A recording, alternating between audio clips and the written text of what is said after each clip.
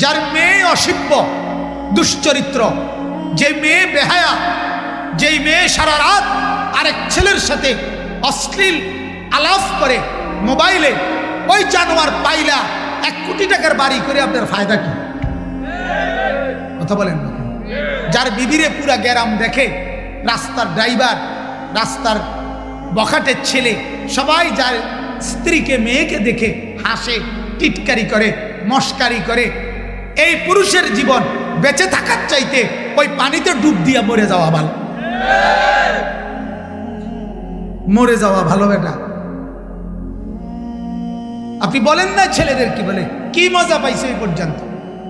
হাজার হাজার মোবাইলের মধ্যে বেডি দেখা কি সুখ পাইছে? মিলছে কি জীবনে বলেন?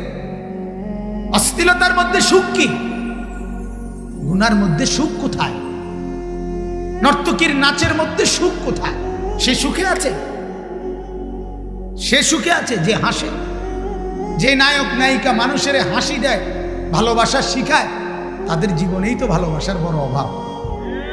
তারাই তো চরম দুঃখী, তাদের চোখের পানি তো রাত্রে ঝরে, তাদেরই তো স্বামী সন্তান স্ত্রী নিয়ে অনেক বেশি অশান্তি।